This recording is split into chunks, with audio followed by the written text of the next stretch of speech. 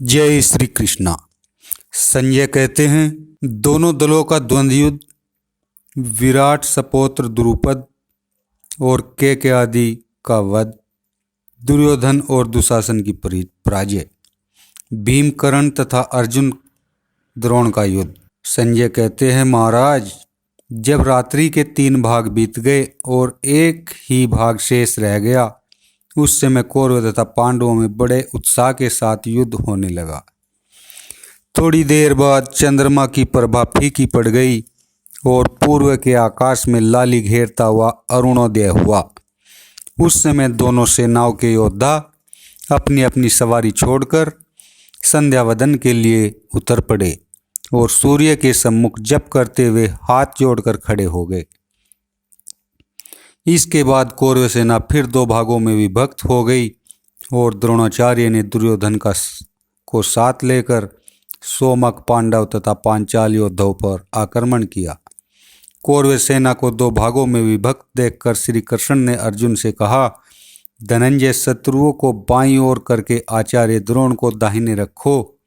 अर्जुन ने भगवान की आज्ञा स्वीकार करके वैसा ही किया। भगवान का अभिप्राय भीमसेन समझ गए और बोले, अर्जुन मेरी बात सुनो। अक्षत्रिय माता जिस काम के लिए पुत्र को जन्म देती है, उसे कर दिखाने का यह अवसर आ गया है। इसलिए पराक्रम करके सत्य, लक्ष्मी, धर्म और यश का उपार्जन करो। इस शत्रु सेना का संहार कर डालो।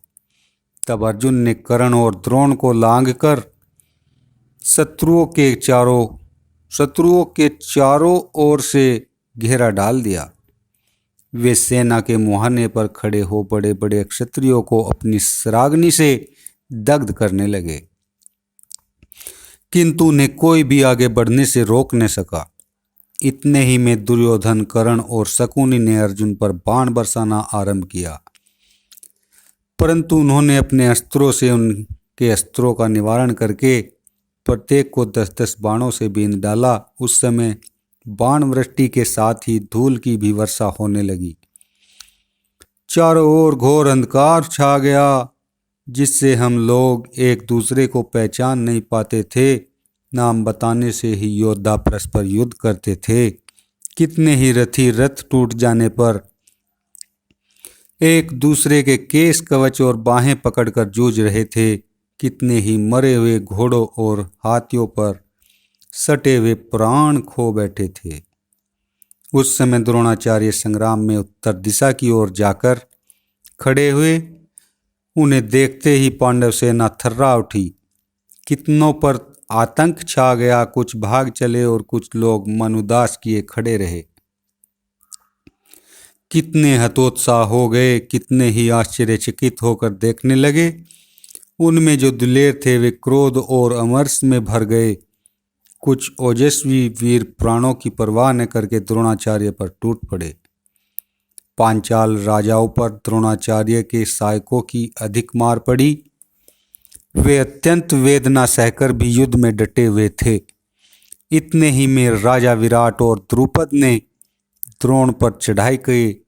द्रुपद के 3 पुत्रों और चेदी देशीय योद्धाओं ने भी उनका साथ दिया। यह देख द्रोणाचार्य ने 3 तीखे बाणों से द्रुपद के 3 पौत्र के प्राण ले लिए। इसके बाद उन्होंने चेदी के संजय और मत्स्य देशीय महारथियों को भी परास्त किया। तब राजा द्रुपद और विराट क्रोध में भरकर द्रोण पर बाणों की वृष्टि करने लगे। द्रोण ने उनकी बाण वर्षा रोक दी और अपने सहायकों से उन दोनों को आच्छादित कर दिया। अब उन दोनों के क्रोध की सीमा न रही। वे भी द्रोण को बाणों से बीनने लगे। यह देख द्रोण ने क्रोध और अमर्ष में भरकर 2 अत्यंत तीखे बलों से उन दोनों के धनुष काट दिए। धनुष कट जाने पर विराट ने 10 तोमर चलाए और द्रुपद ने भयंकर शक्ति का प्रहार किया। द्रोण ने भी तीखे भलों से उन 10 तोमरों को काटकर सहायकों से द्रुपद की शक्ति भी काट गिराई। फिर 2 भालों से विराट और द्रुपद दोनों का काम तमाम कर दिया। इस प्रकार विराट, द्रुपद, के चेदी, मत्स्य, पांचाल और तीनों द्रुपद पोत्रों के मारे जाने पर द्रोण का पराक्रम देख धृष्टद्युम्न को बड़ा क्रोध हुआ, साथ ही दुख भी। उन्होंने मार्तियों के बीच में यह शपथ दिलाई कि आज जो द्रोण को जीवित छोड़कर लौटे या द्रोण से अपमानित होकर बदला न ले, वह यज्ञ याग आदि करने तथा कुआं बावली बनवाने आदि के पुण्य को खो बैठे, उसका अक्षित्रित्व और ब्रह्मतेज नष्ट हो जाए। संपूर्ण धनुधारियों के बीच में ऐसी घोषणा करके धृष्टद्युम्न अपनी सेना के साथ द्रोण पर चढ़ आया। पांडव और पांचाल एक ओर से द्रोण पर बाण वर्षा करने लगे तथा दूसरी ओर दुर्योधन, कर्ण और शकुनी आदि प्रधान वीर उनकी रक्षा में खड़े हो गए। पांचालों ने अपने सभी महारथियों के साथ द्रोण को दबाने का पूरा प्रयत्न किया, किंतु वे उनकी ओर आंख उठाकर देख भी न सके। उस समय भीमसेन क्रोध में भरकर अपने बाणों से आपकी वाहिनी में भगदड़ मचाते हुए द्रोण की सेना में घुस गए। साथ ही धृष्टद्युम्न भी द्रोण के पास जा पहुंचा। फिर तो घमासान युद्ध होने लगा। बड़ा भीषण संहार मचा। रथियों के झुंड एक दूसरे से सटकर लोहा लेने लगे। जो लोग विमुख होकर भागते, उनकी पीठ पर और बगल में मार पड़ती थी।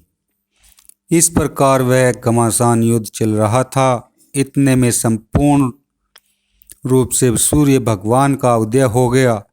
उस समय दोनों ओर के सैनिकों ने कवच पहने हुए सूर्योपस्थान किया।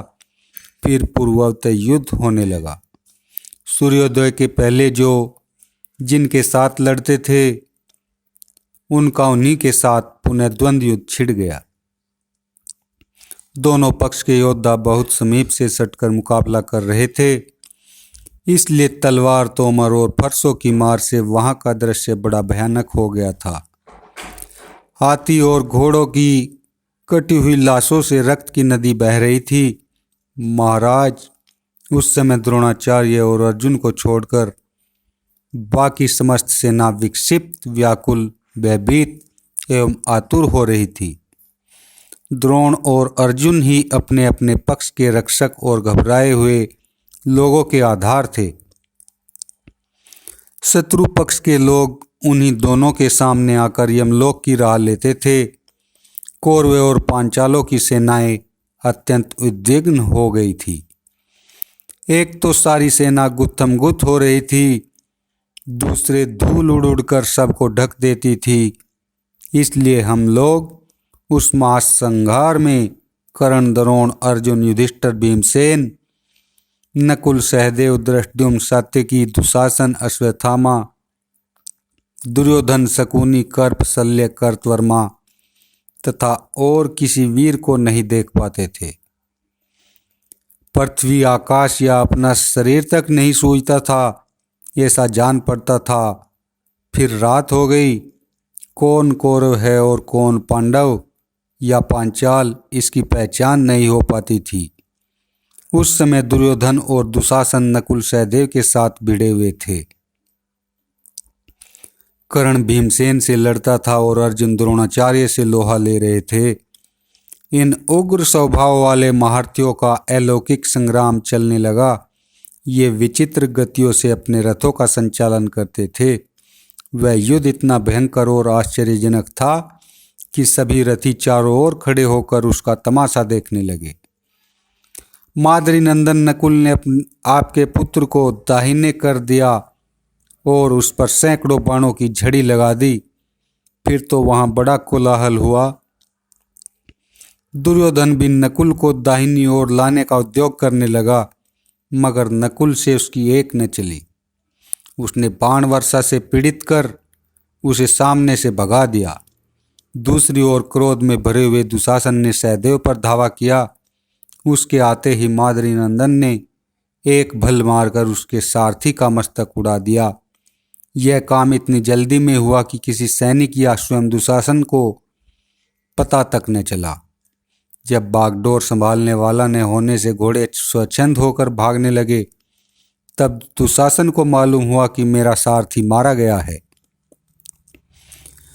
उसने स्वयं घोड़ों की रास ली और रणभूमि में युद्ध करने लगा। सहदेव ने उन घोड़ों को तीखे बाणों से मारना आरंभ किया। बाणों की मार से पीड़ित हुए घोड़े इधर उधर भागने लगे।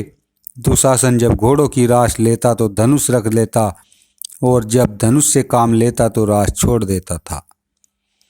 इसी बीच में मौका पाकर सहदेव उसे बींधता रहा। यह देख कर्ण उसकी रक्षा के लिए बीच में कूद पड़ा। तब भीमसेन भी सावधान हो गए और वे तीन भलों से कर्ण की भुजाओं तथा छाती में घाव करके गर्जना करने लगे। कर्ण ने भी तीखे बाणों की वर्षा करते हुए भीमसेन को रोक दिया। फिर उन दोनों में तुमुल संग्राम होने लगा। भीमसेन ने गदा मारकर कर्ण के रथ का कुबर तोड़ डाला। उसके सैकड़ों टुकड़े हो गए। कर्ण ने भीम की ही गदा उठा ली और उसे घुमाकर उन्हीं के रथ पर फेंका, किंतु भीम ने दूसरी गदा से उस गदा को तोड़ डाला। फिर उन्होंने कर्ण पर एक बहुत भारी गदा छोड़ी, परंतु उसने बहुत से बाण मारकर उस गदा को लौटा दी। लौटकर वह गदा पुनः भीम के रथ पर ही गिरी। उसके आघात से उसके रथ की विशाल ध्वजा टूटकर गिर पड़ी और सारथी को भी मूर्छा आ गई। इससे भीमसेन का कोप बढ़ गया और उन्होंने अपने सहायकों से कर्ण की ध्वजा, धनुष और भाता काट डाले।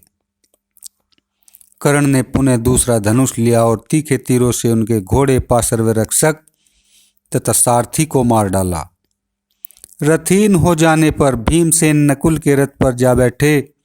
इसी प्रकार महारथी द्रोण तथा अर्जुन भी विचित्र प्रकार से युद्ध करने लगे। वे सेना के बीच विचित्र गतियों से रथ का संचालन करते हुए एक दूसरे को दाईं ओर लाने का प्रयत्न कर रहे थे। उस समय सभी योद्धा उन दोनों का पराक्रम देखकर चकित हो रहे थे। अर्जुन को जीतने के लिए आचार्य द्रोण जिस जिस उपाय को काम में लाते थे, अर्जुन हंसते हुए उसका तुरंत प्रतिकार कर देते थे।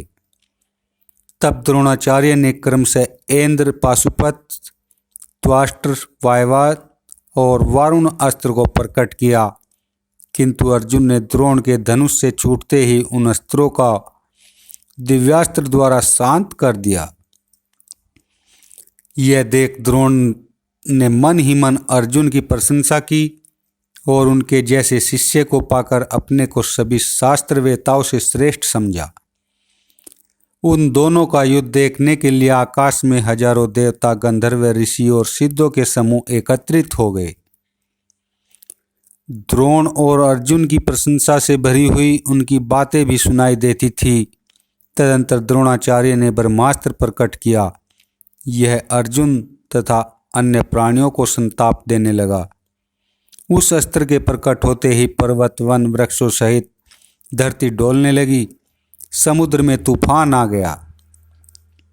दोनों ओर की सेनाएं भयभीत हो गई, परंतु अर्जुन इससे तनिक भी विचलित नहीं हुए। उन्होंने ब्रह्मास्त्र से ही उस अस्त्र का नाश कर दिया। फिर सारे उपद्रव शांत हो गए। इसके बाद द्रोण और अर्जुन में घोर युद्ध होने लगा। बोलो जय श्री कृष्णा।